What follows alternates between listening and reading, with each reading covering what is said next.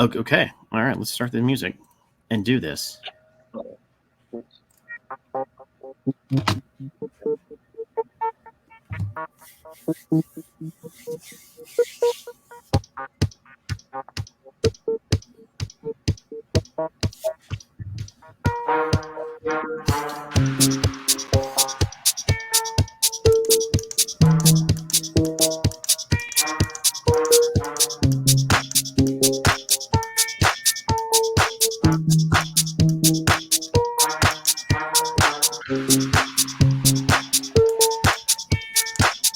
This week it comes to the light show.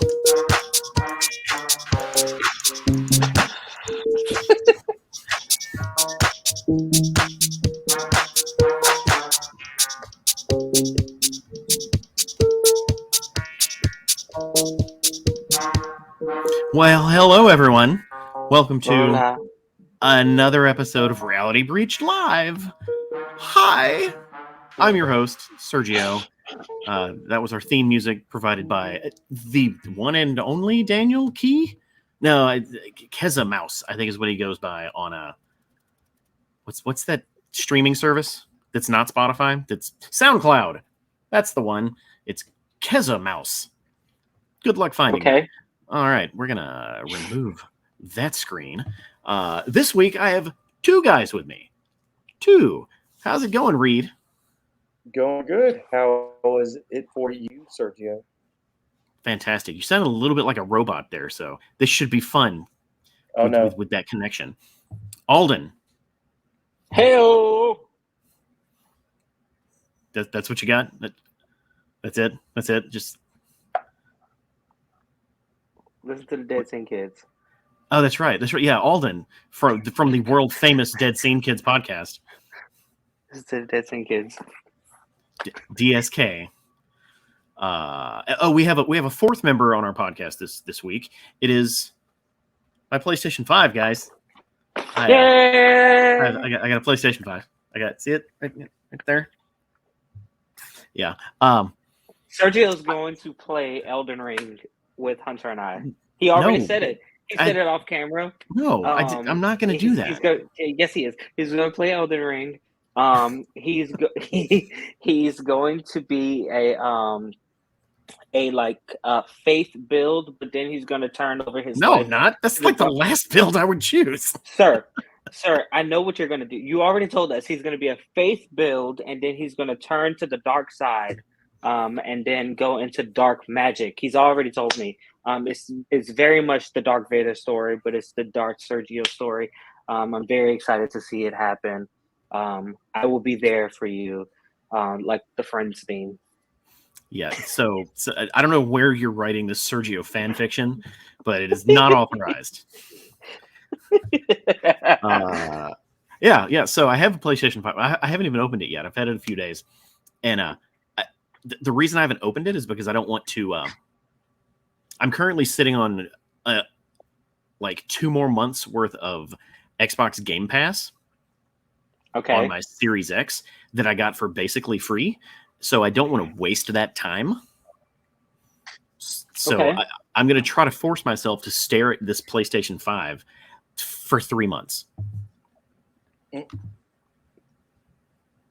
I could never. 3 months. We'll see. We will see. That's tough, dude. That's tough. Yeah. I bought it directly from Sony. So that's what I was about to ask. I have 2 questions. The first is, where did you purchase it from? And hopefully that you got it for the right price instead of the scalper price. No. Yeah, I'm not going to pay. I'm not going to pay scalper prices for a PlayStation 5. But I got it directly from Sony. They're doing that invite, come buy a PlayStation with us.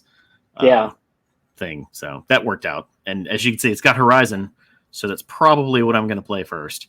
That's what I was going to ask is, what are you excited to play? Do you intend to get the PlayStation Premium plus Disney plus Hulu plus Game Pass? Fuck no. Thingamabob? No, there's no way. Like, I understand Game Pass. Like, Game Pass is a fantastic deal. You get new releases as they come out, like the day they come out.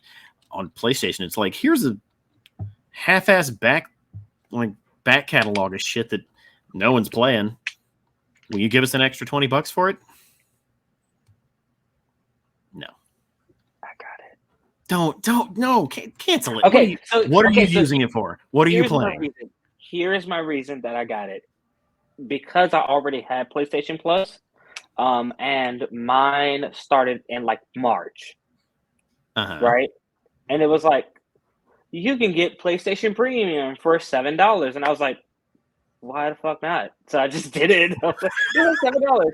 It was $7. So I was like, why not? And honestly, I haven't played anything other than like I've been playing the crap out of Street Fighter Third Strike when I'm not playing Elden Ring right now. Like, and that's just streamed. That's like the cloud service, which is in the second tier of PlayStation Plus, Disney Plus, Hulu Plus, Game Pass. So wait. And Reed, I'm sorry. This conversation is already off the rails. But so you're playing Street Fighter Third Strike, a Twitch-based fighting game via their streaming service, and it's not a complete disaster. No, it's not. No, I haven't had any issues with it at all. Okay, all right. Well, this vote of confidence for Sony there. Yeah, But I haven't had an issue with it at all. Let's move on. We do have topics to talk about today, and I'm hoping all three of us have seen all three of the topics so we can have full, robust discussions about what we have to talk about. I do have a question for that. I have seen all three things that we're going to talk about. Is this going to be spoiler or spoiler free? Well, I know Reed has seen all of them. I know I've seen all of them. And now that I know that you've seen all of them, that means here's the spoiler alert, everyone. We're going to spoil the shit out of everything that we talk about today. I can't wait to tell you about how Homelander died. Oops. And about how Dustin died. Dustin broke his collarbone. So Reed, what is our first topic today, sir? Let's go ahead and knock out Thor: Love and Thunder. Yeah, I would say that is the biggest topic this week. And since me and Alden monopolized that first 5 or 10 minutes, Reed, and the last 2 episodes. Yeah. Reed, talk about Thor: Love and Thunder. How did you enjoy the latest MCU release? Yeah, I definitely enjoyed it. I think I agree with some other reviews that I've seen where it's kind of it has some hallmarks of MCU fatigue of sorts, where it's it's not good enough parts of MCU, but it's very quippy. It's so quippy. It's so quippy. But it is fun. It's very entertaining. In a vacuum, a lot of the jokes work, but in some of the scenes, I think the jokes hurt the tone that some scenes set. But it's overall, it is still generally just a good, fun time if you want to be entertained, I would say. Okay. And I can agree with a lot of that. Alden, where do you sit? I also liked it. I will tell you that I did not like it as much as Thor Ragnarok. Right. That seems to be the consensus. Yeah. Yeah. I mean, it's good. It's good. It's definitely better than Thor: The Dark World. Yeah, I would say it's the second best. It's the second best Thor movie. But yeah, I thought it was fun. I don't know if I completely agree with Reed on like some of the jokes worked, some of them didn't. I think they all worked in a sense of like the character that they're trying to build with Thor. And I want to get into that eventually, but I thought it was fun. I thought it was incredibly fun. Yeah, and that's kind of where I fall. And chaotic. Yeah.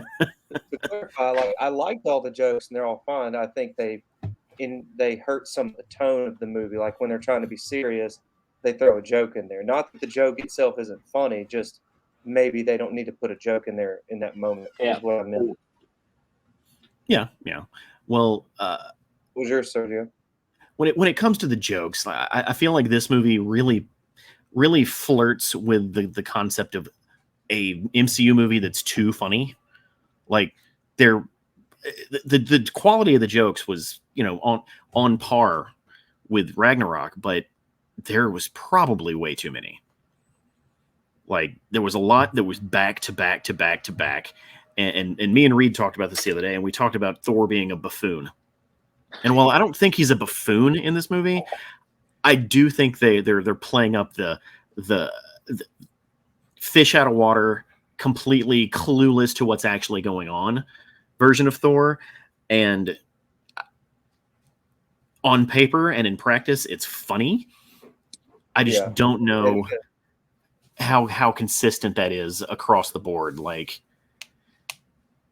I love the movie. The movie was great, and I think it stands out in the MCU field, specifically because this is as great as Gore the what was it, the God Killer, or the God Butcher. That's right, Gore the God Butcher. As cool as Christian Bale was playing that character, and they really did him really well in the movie. I feel like the villain was secondary to the love story they were telling. And I don't there isn't an MCU movie that even comes close to duplicating that. The love story part or secondarying the villain? What was that?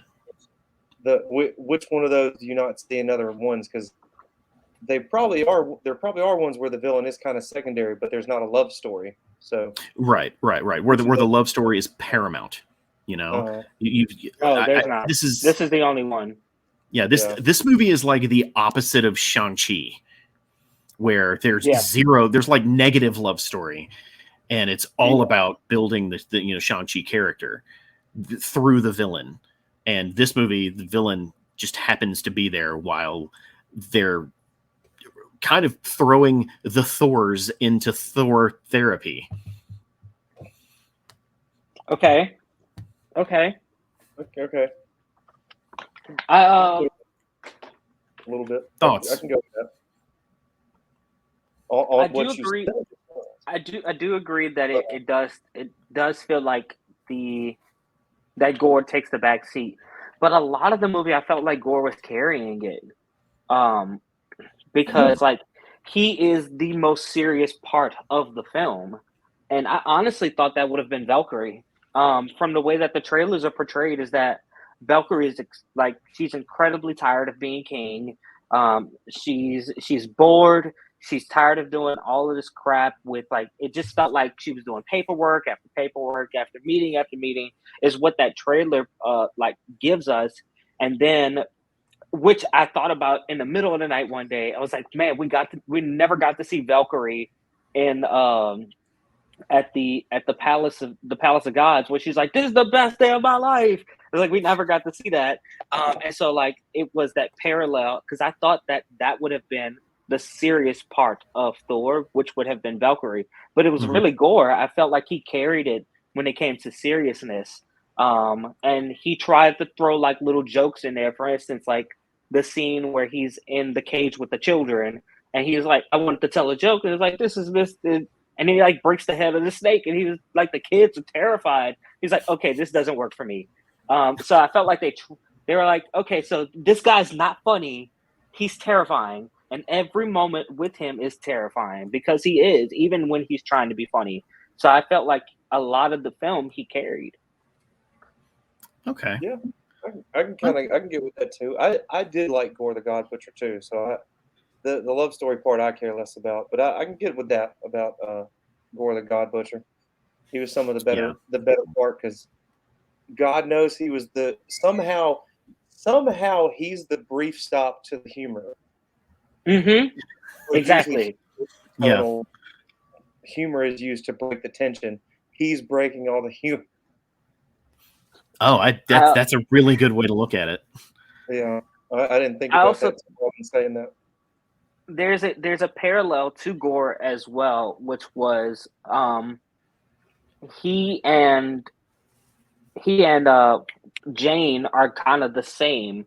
I mean, we look at Gore having the sword, and it could put like just materializing him and like killing him, and then like that's external.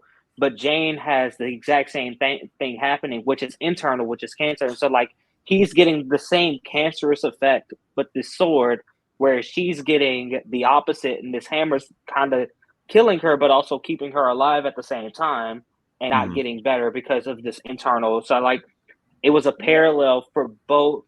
Like the Thor is very, very humorous, and then Gore is very serious. And then the parallel between Mighty Thor and Gore is like she's dying, and so is he. So I thought it was good to see like the parallel between both. Yeah, that's an interesting way to look at it. I didn't think about that. Yeah, and the way this movie ended, which, as I said, we're going to spoil with Thor taking Gore's daughter, who Gore brought back to life using the one wish that he had when he reached, what was it, eternity? Yeah. So like the way this movie ended is in a really vulnerable place, in a place that, again, the MCU is not good at exploring at all. And Thor basically telling Gore, I'm going to spend the last few moments that I can with my loved one because you've already beaten me. Why would I waste that time trying to kill you if you've already won? He can make the wish like this, so basically the bad guy won. He was just convinced not to destroy all the gods. Yeah. So like, Reed's like, Well, no, not I don't see it that way. I mean, I think he wanted his kid back. I don't know. Right, but he went into that room. He went into the room with a purpose. The purpose was to kill gods, and he had the opportunity to do it. It was right there. It was literally right there. And but Thor is saying that if you're just gonna do whatever you're gonna do, and she's about to die anyway, and there's only one moment that I can spare, I'm gonna spend it with her. And then he thinks about it and says, well, I'm already dying because of this sword. I'm not gonna be here for long either. So like, why am I wasting time when I can just? And so I agree with Sergio. Gore had already won. He did. He did win. He won. Sure. He won, and like what Thor got was a daughter. Like, it's like, congratulations, you lose. Consolation prize, daughter. Yeah, dog. Yeah. It was like, you should have just killed all the gods. Thanks. Who said I wanted a damn kid? I need to rewatch that scene, and maybe there's something that speaks that differently to me. But once they get into that scene, I kind of took it as like, there's no way he kills all the gods. That's not going to happen. So the only other thing is that maybe the whole thing is he wanted to bring his daughter back. Maybe that was his entire plan to get there, to get to that point, to do that thing. That sword had completely brainwashed him and told him that this was his objective. Yeah. We were at the very least doing that. At the very least, we were led to believe that he was going there to kill the gods. Right. Yeah. Absolutely. The story leads us to believe that. I just don't know if the character. I didn't get that impression. Again, once they got to that point, I was like, "Oh, he's going to wish for his daughter back because that's all he wants. That's really what he wanted, deep down, kind of thing." And that's not saying that's what it is. That's how I'm just saying that's what I interpreted from it at the moment. But maybe there's a line of dialogue or a look or something that I didn't catch that says otherwise. Maybe. Let's shift gears a little bit. Tell me about Lady Thor, Alden. Or I'm sorry, the Mighty Thor, or Dr. Jane Foster. I love seeing Keira Knightley back. Shut the fuck up. love seeing Keira Knightley back. No, they're the same person. You can't tell me otherwise. You're not wrong. They look exactly alike. They look. They did a really great casting job of both of them being Queen Amidala. Did a really great job. They knew what they were doing. I love seeing her back. I love how they implemented all of like the little things that Natalie Portman wasn't involved in. So like she's doing research and she's writing books and she's very successful and this and that, and it was a mutual breakup, and she just left a note, and like we got all of those little small increments, and it didn't feel like it was forced on us. We actually got the story organically, like in conversation, or like when they do that flashback and it's like kind of it's really organic. It doesn't feel forced on and say, you know, at the very beginning of the time that he sees her and goes, "You just left this note and you said that you would be back." And it's like it just felt really organic. I love the fact that she tried to mimic his costume and he got jealous of it, so he created a brand new costume completely because he was jealous. And her hammer, like using that shattering that had already been done and bringing it back, which at the very end I absolutely love that she took the essence of that sword and put it inside the hammer, which was literally her. Yeah, that was cool to see the hammer split that, and then them use that way. To actually use the mechanic they introduced earlier like that. Because that's how they destroyed the sword, by doing that, right? Like, because she took some of it. What? Yeah, no, they destroyed it because he was putting it back together. Kind of like she did, kind of like how she can do the hammer. He was trying to put it back together. So she took the hammer and put it all into the hammer because it could distribute, and she placed it together, keeping it moving. Oh, okay. I thought it was just like she got some of it. I didn't realize she got all of it. Yeah, I think he got one shard of it. I think he got one shard of the sword, and that's when she noticed that he was building it again. Yeah, that was a really cool moment, and I was pretty skeptical about how they were going to bring Natalie Portman back. I'm sorry, Keira Knightley back, and I think back, you know, as to what you're saying about the montage of, you know, their relationship between Dark World and Ragnarok, it's like we got a Thor 2.5. And they didn't have to give us that. There's nothing in traditional, you know, movie making that says, well, you have to spell out exactly why they broke up and how it happened and show the scene. Like, I feel like they did that specifically for you, Reed. Yeah, okay. Well, because you're the guy who, if they had one throwaway, you know, line of dialogue, it's like, oh, well, it wasn't cool how you broke up with me via note, and you would come into this call and be like, well, they could have shown us some more shit about the breakup. I mean, they've already done that. Like Thor acknowledged that in one of the other movies. Like, yeah, we broke up so long ago, and she left a note, and it was heartbreaking.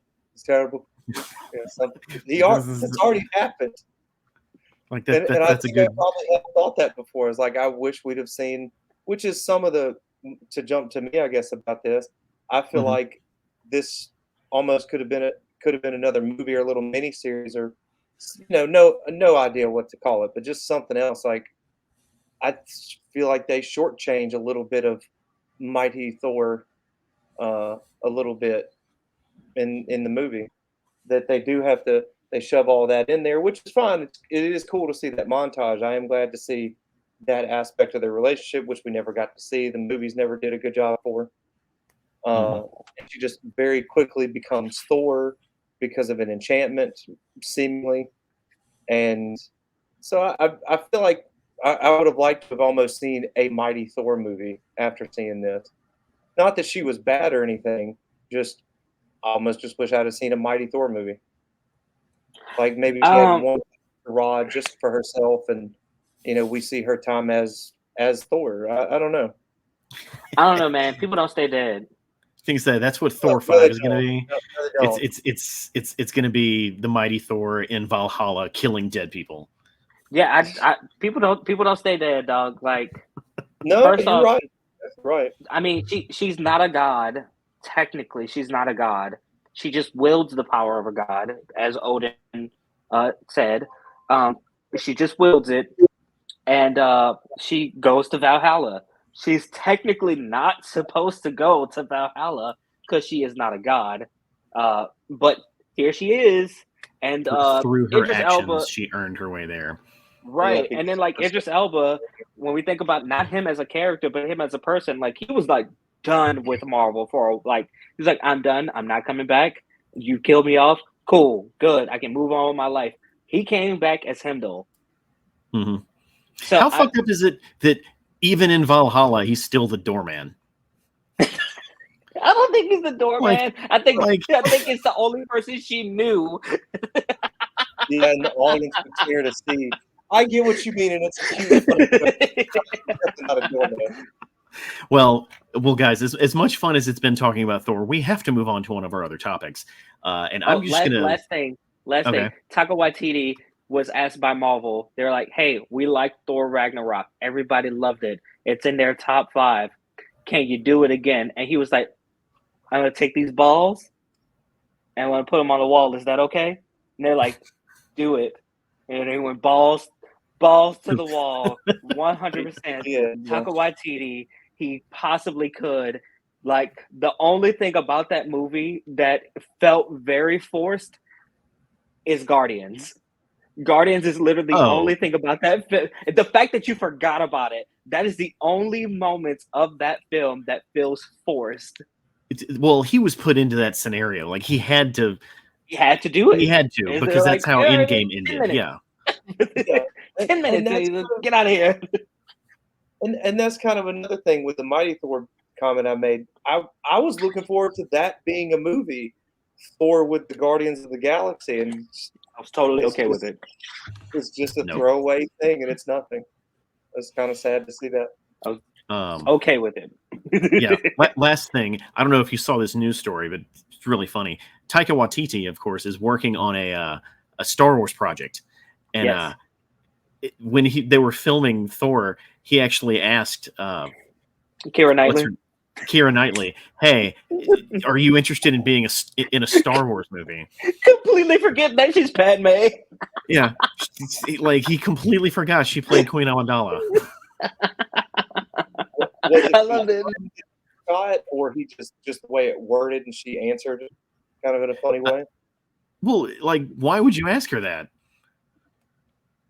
Because maybe she just wants to be in another Star Wars movie. He could ask that in a neutral way and it not mean he doesn't know.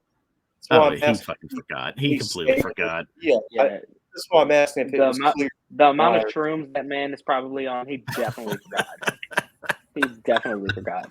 He definitely forgot. He would the amount of shrooms that he is on, he probably would go and ask James Earl Jones. It's like, man, you would be a cool voice for Count Dooku. Oh, that would be funny. That would be funny. Let's talk about Stranger Things, guys. So the finale of Stranger Things happened since the last time we recorded.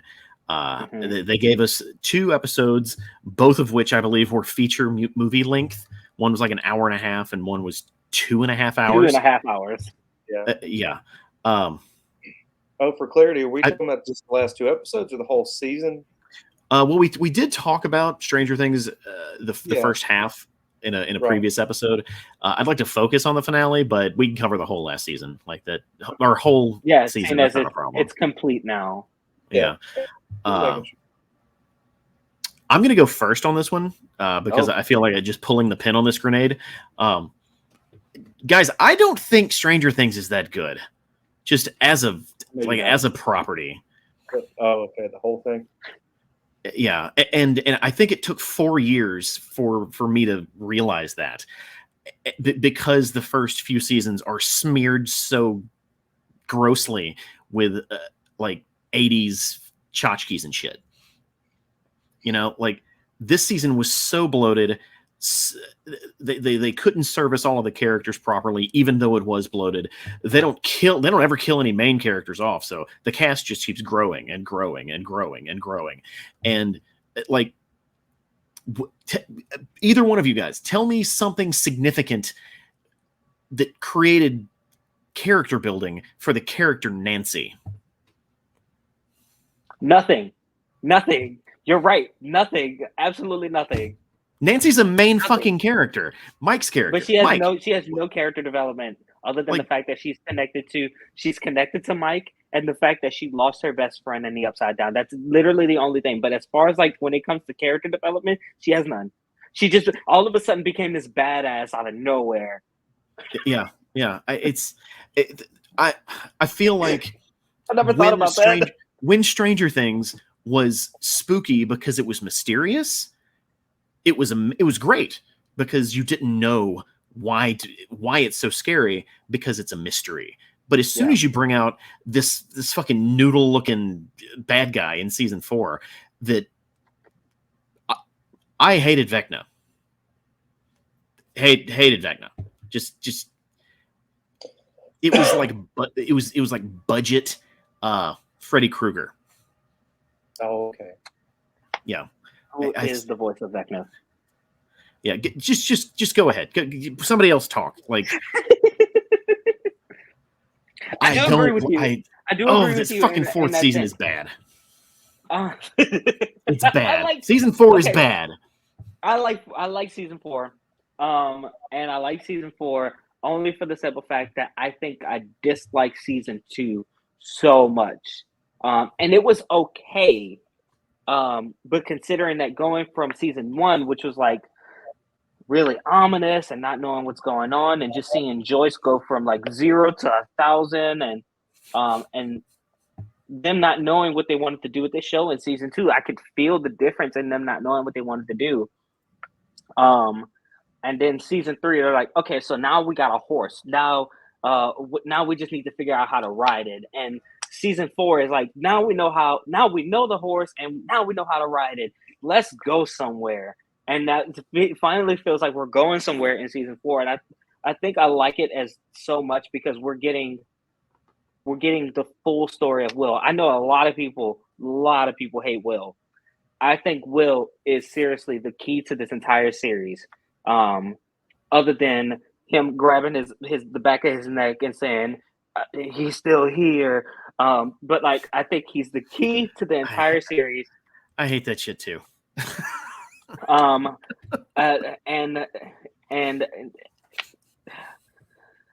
Will's a great character that they have the potential to completely grow on. Mike is a terrible best friend. I would beat the shit out of his ass. I will beat the shit out of him. Like, both Mike and Will, like, they're technically characters, but who gives a shit what has happened to them from seasons 1 to 4? Not much of shit has happened, except for Will was gone for the first season. Then season 2, 3, and 4, I don't know anything about that kid. Yeah, I think that's what he struggles with, especially in like season 4. That's why we're seeing him so distant in season 4, is because he has been, especially in season 2. Like, we start seeing the boys grow up, and he's like, I just want to play Dungeons and Dragons. I don't want to talk to girls. And so like we see a lot of him being pushed away. What's funny is there's like at the end of season 2, when Joyce is like talking to him and like asking him questions, and she asked him if he remembered a date, and then you see the footage of the VHS footage of them at the skating rink, and it's literally the day that Joyce is talking about, because it's Will's birthday and they forgot it. They forgot Will's birthday. That's how insignificant he feels. So like, I think the reason that you're feeling that way is because he's written that way. He's written for you to forget. 100%. 100%. He's written for you to forget.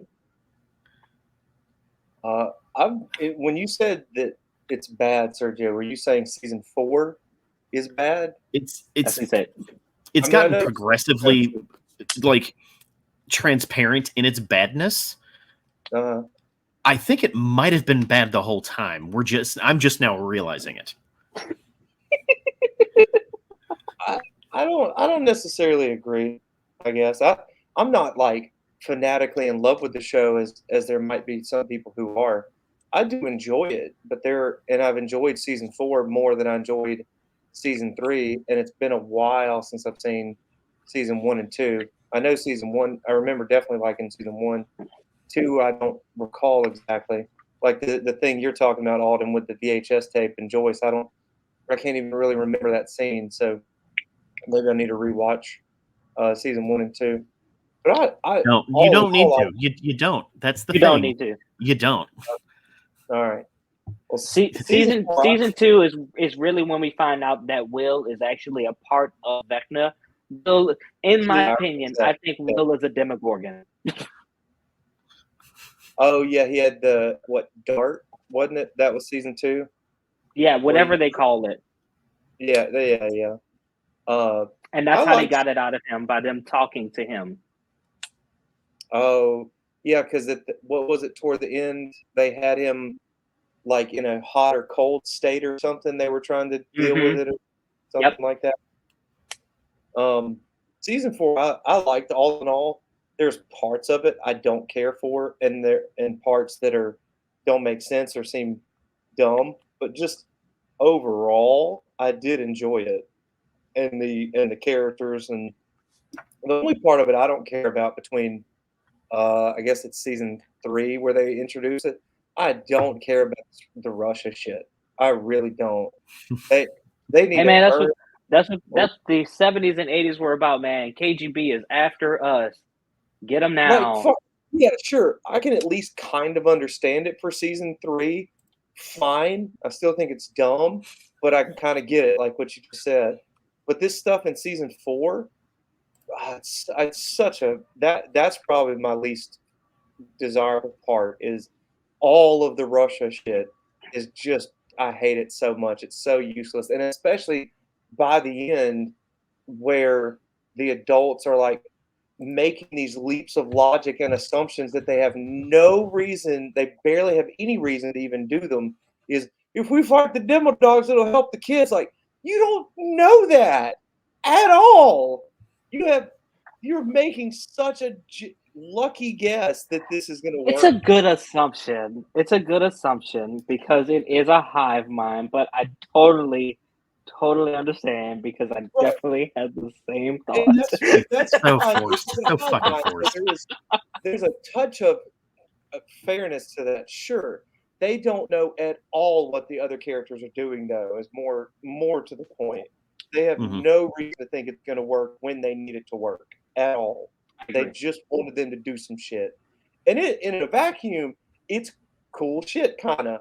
I like seeing Hopper fight the demo with the sword, and Murray with the flamethrower, and Murray's a gem. But like, just damn, the Russia shit's so annoying. It's so I have bullies are terrible. The what? I hate the bullies. There's the greatest death in television. The greatest death in television, dog. Like, I really liked his death because it was so insignificant. They didn't waste any extra frames on his dead body. He's just like, oh, gone. Like, yeah, just put him in the same spot that this is gonna happen, and this is how you'll die. Fuck him. Yeah. Yeah. Like, he might as well have been a bookshelf in that room. Like, just It was so funny that, like, a coworker of mine, we were like, yeah, so like the basketball kid died. He was like, wait, what? I was like, yeah, like he died when the thing cracked. And he was like, yeah, I didn't see it. Dude was checking his phone. Dude was checking his DMs. I guess I realized it after the fact, but I missed that myself. I loved it. Yeah. It was the greatest death in television. Yeah, cut his ass in half. I do have a question, but I'll let you go. I was just gonna say that I just remembered something else I hate a lot. Which is? Everything about 11. Okay, I kind of dig that she has powers. That, like, sure, like, You want your good guy to actually be able to get shit done. But Other all of characters do it without powers. Don't give me another reason to just dismiss 11 as a character, because I will. Like all of this, the time in the lab, all of the flashbacks to the lab shit. Every single season, we dip back into this. 11 was raised in a lab. It was shitty for her. Here's more suffering. Like I feel like they have nothing else to do with the character, so they're just like, let's just remind everybody that she was bald at one point. And 80% of the 80% of all of the footage of her in that fucking lab in season 4 could have been cut, and the season would have been just as good. It's equivalent to my favorite film, Mortal Kombat Annihilation, when he loses his powers and he goes and cuts his hair. It's like, oh, I'm back now. I'm a badass. Is that they could have done that? Learn something from this. They could have learned something from this. Like, why is your Kombat Annihilation? Why is episode 10 a movie? Like, was it 10? No, 8. Doesn't matter. The season finale was a movie, and at least 45 minutes could have been cut out of it. No problems. They need to hire a better fucking editor. As I was watching the credits and I saw the editor's name scroll across the screen, I was like, fuck you. He should have Facebook. It was like, learn to edit, motherfucker. Mm-hmm. 45 minutes wouldn't have been bad. I give you 52. I mean, how much of that does the editor have control over versus the director or producers or something? His title is editor. Right, but does he Speak the fuck up on the Zoom call, homie? But does he edit out what he wants, or does he get rid of what they want him to effectively? Like if he cuts it is a combination of the two. It's a back and forth. Right. Like the Duffer Brothers. So the Duffer Brothers, as if he's the only problem. Still, the Duffer Brothers probably do have final edit say, but as an editor, you should be able to say, we need to cut all of this shit and explain it in a way that the Duffer Brothers say, you're right. I don't know. He's the expert. They should and they should understand that. Let that motherfucker cut something. But it's their vision, it's their direction of how they want it to be presented. So it's like you said, it's a back and forth. So I wonder who does have final say in that. I'd assume the director does. Yeah. So my question. I was about to say you were going to say something. 11, Millie Bobby Brown. She got asked. Her and the guy that Noah, the guy that plays Will, got asked about the show, and Noah said that no one really dies in this series, and 11 called them not negative Nancy's. She called them something. She was like, I need more people to die. She was like, the cast is so big. Yeah, I saw that. She's like, the cast is so big. She said, we tried to take a picture and we just couldn't get everybody in because the cast is just so big. My question is, who of all the characters would you have been okay with seeing go? Can I go first? Yes, absolutely. Okay, here we go. Mike, Will, Murray, Nancy, basically everyone but the hair guy and Dustin. Eddie. Steve? Anyone else? Steve. No, and Max. Yeah. Steve. Wait, who did I mean? You said the hair guy, Steve Harrington. Yeah, Steve the Hair Harrington. Like, save him, save Dustin, save Max, nuke the rest of the fucking cast. I don't care. Maybe Hopper. Leave Hopper, because you need someone to be sad because everyone's dead. Who would drive the story more if they died? If all those characters... Wait, what character died? Of your list, because I asked for one of your list. Who would... Of your list, who would be more suitable for the story if they died? Steve the Hair Harrington. Okay. Like I want a spin-off show with Steve, just for the record. Steve and Dustin. Or Stephen, yes, or like a pseudo rom-com with Steve and Nancy. Oh my God! Or a pseudo rom-com of him and his dating life. There you go. During like the moments they're not dealing with Vecna shit. I heard So- a good Great one. Steve and Robin having miscellaneous adventures, having different jobs. I love that too. Yeah, that's pretty Yeah. cool. Yeah, I heard that. I was like, that could be really funny. Yeah, I like that And a we lot. can have an But I like episode of them Steve fighting Nancy. over a girl. Yeah, Oh yeah. that could I love totally it. be a thing. Yeah. Oh, that's funny. He can't win if it was a Robin was a dude or the character she is. Right, exactly. Yep. So Reed, yeah. if you could kill somebody and it drove the story forward, who would you have killed? I'm say it one more time, Alden, and cut out a little bit. If you could kill somebody in the show that would have driven the story more, who would you have killed? Okay. Main character. I hadn't really thought about that very much. Maybe this ties into an opinion I already had though. I think Max should be straight up dead. Like the fact that she's in a coma was a little bit irksome to me because when it's assumed she's dead, when the fissure starts blasting open and everything, I was like, oh shit, they're actually putting stakes into this, and this Yeah. we'll see what happens. I'm at least on board with that. But then, oh wait, Max isn't dead, and she's in a coma, and she's probably this, and this. And I'm like, you motherfuckers, fuck you, because that was the one time Lucas is actually being a character and being an actor. Poor that guy. He's doing such a good job making me give a shit about the two characters and Max being dead. And then, oh no, the bitch is just in the hospital bed. Oh no. I was so annoyed when she wasn't dead. Like, I don't want the character to be dead, but the way they wrote it, the way it's played out, I agree. Killer, It feels like a cop out. And she had such a good death scene, man. Yeah, Like it was good. a child begging to not die because she doesn't want to die yet. Like that is, I cried. Yeah. And then they're like, "Fuck your tears. She's still alive." Yes, it's kind of a cop out, like you said, Alden. And she had a good show in the episode. Was it 4? Right when they first time that goes after, like the Kate Bush episode. Yeah. All in all, they did a good job with her, put her in the position she ended up in, and dying as a result of everything.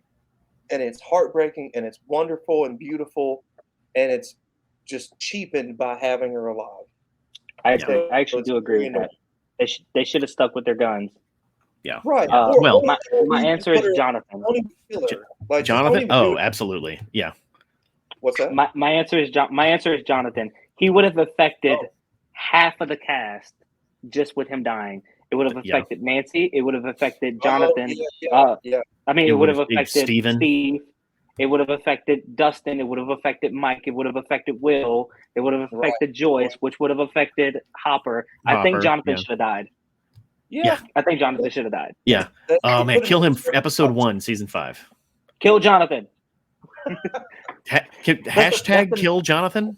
Is that a thing we can do? That's the name of the first episode. It's gonna be season 5, episode 1, chapter 1. Jonathan's dead. And he doesn't even get cast in the show. Like he dies off screen between seasons. Jonathan's dead. He's a footnote for season 5. Well, we do need to move on to our final topic. Yes, absolutely. And we have talked a lot about this show already, but Reed wasn't here for that. So we're going to talk about The Boys, season 3. Basically, final thoughts. When we first talked about it, we were about halfway through. And now the season has ended. We've seen Herogasm. We've seen the super tense last moments of the last episode. Reed, since this is your first time talking about it, how did this season of The Boys hit you? I think it's generally really good. I mean, just the way the writing, the character development, the way characters act, the consequences of most of the characters is really, really spot on. and I never can remember his name, and I should have looked him up. But the guy playing Homelander, it's really criminal if he doesn't win an award at some point. I think his name's Anthony Starr. Is that his name? Yeah, it's his name, Anthony Starr. That's it. That sounds right. He deserves at least being nominated. Maybe he shouldn't win it. Who knows? But that man is killing it as that character, especially after this season. He is doing such a good job with that character, with his facial reactions, his dial, the way he delivers everything, even the way he just stands there and kind of moves. Like his body language is really good. He is doing super, super good as that character. Yeah. He's bringing actor like quality to it, because if you see him in like interviews outside of the character, he's almost unrecognizable. Is he? Oh yeah, absolutely. He doesn't look like Sergio either. Oh. Jensen Ackles, is he not? Is he kind of the same? I'm under that impression. Like his go as Soldier Boy, like that's not his voice. That's not his natural voice or anything. Or no, well, that's absolutely the way that man speaks. Really, I thought that he is, was absolutely that he had to learn that. So like when Oh. that's his acting voice, because like season 1 of Supernatural is not like that, and it progressively gets deeper and deeper and deeper to where it's almost like a guttural sound. He learned it from Supernatural. It just gets darker and darker. Okay, so his Soldier Boy sound and voice, that is what he sounds like. Yeah. Genuinely? Oh, okay. I was under the impression, I'd heard from somewhere that that's not even like how, like he was doing a voice. So that's where that came from. That's 100%. If he is doing a voice, it is a voice that he has been doing for the last almost 15 years. Yeah.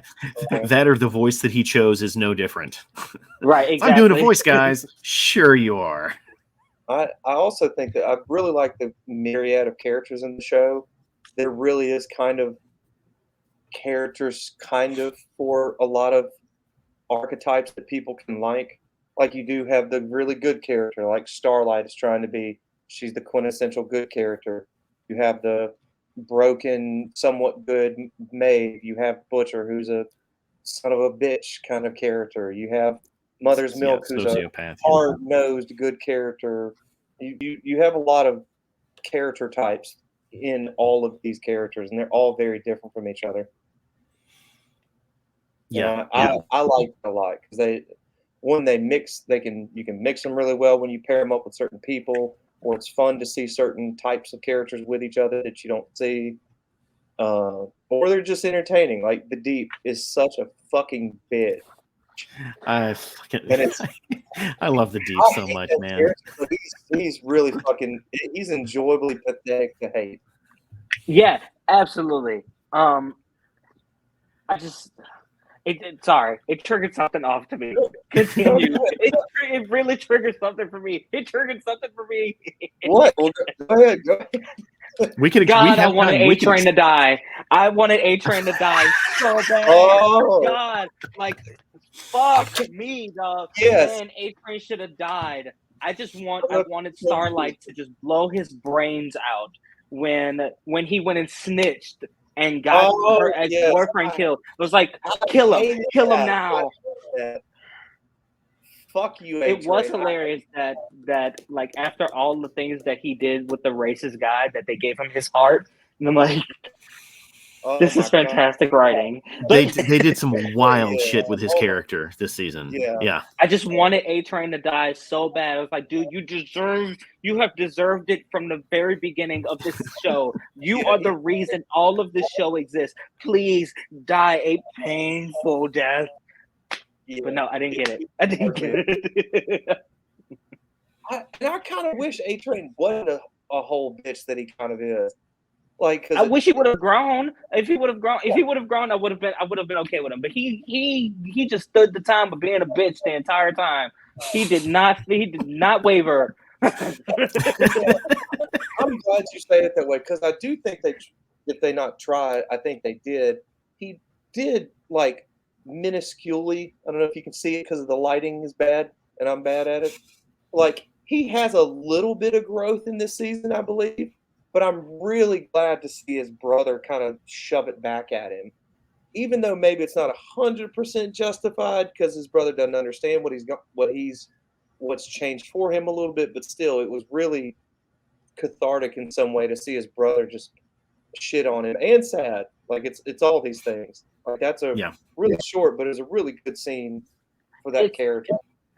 It is valid because his brother raised him, and it feels very much like that parent of all the things I taught you. You went and did the one thing I said that wasn't like fathomable, and you went and did it. And I don't know if it's a point of no return. It was like, this is the one thing that you didn't have to do.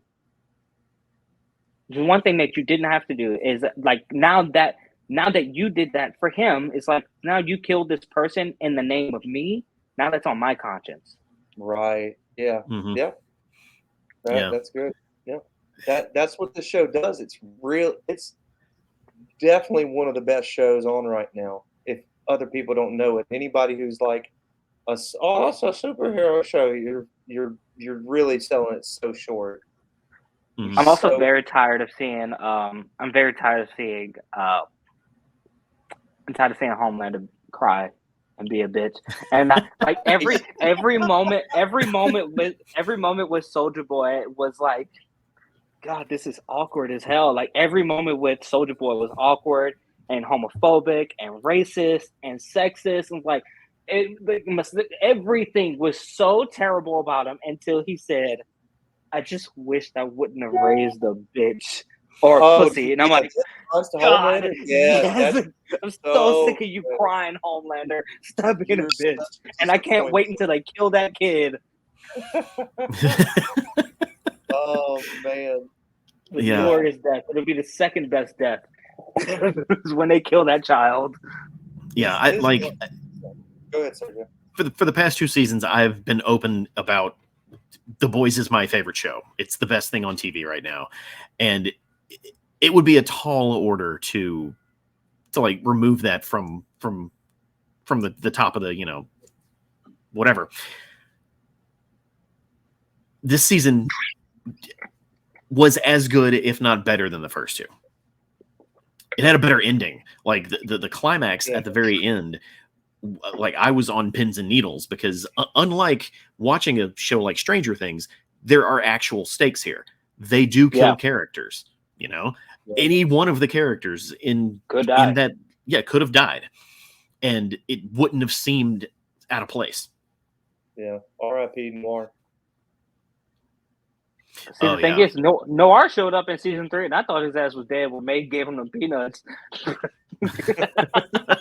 I thought he was dead already. I was like, it's like the Noir's back, sick. Yeah. Oh man, it's so good. I will push back just the tiniest bit about the stakes. I've said, I think we talked about this for a minute the other day. I really hope they actually do something with Maeve moving forward. Otherwise, she should have died. No, otherwise she should have. That's a good point. Like they said, you only keep her alive if you have plans to use her later. Yeah, and hopefully that's justified. Y'all don't know the rules. Y'all don't know the rules. Okay. I think those are the rules. You don't kill kids. Which is why Max didn't die. Which is why I'm so sad, because that piece of shit child, I know he's not going to die.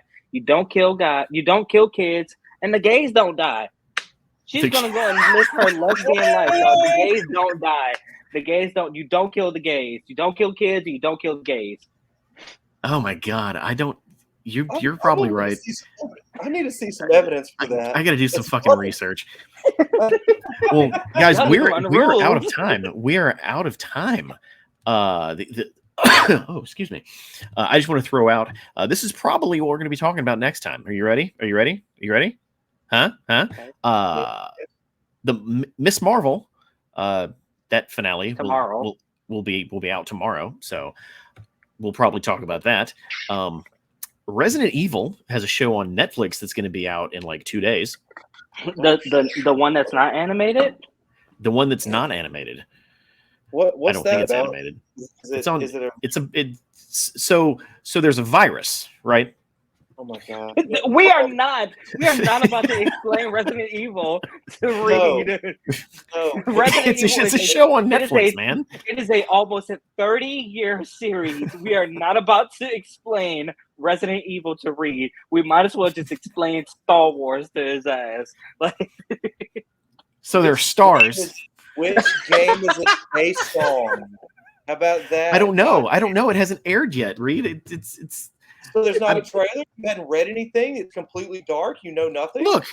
I didn't know there was a fucking show until like 48 hours ago. So leave me alone, okay? If you don't know, you can say you don't know, and I'll look it up. I just thought you knew. Yeah, I don't know. And we're out of time. Thank you for That's fine. watching. I thank Reed for being with me today. I thank Alden for being with me today. I had a lot of fun. As always, subscribe via all of the platforms. That includes Twitch. That includes YouTube. That includes any podcast platform that you may use. Alden is at Alden's Manor on what, all of the platforms? yeah, sure. Yeah. Reed can be found at your local Aldi grocery store. And oh, my cat's here. Hey there. Thank you for listening. Thank you for watching, and thank you for existing. We'll catch you next time, or you'll catch us next time. Bye.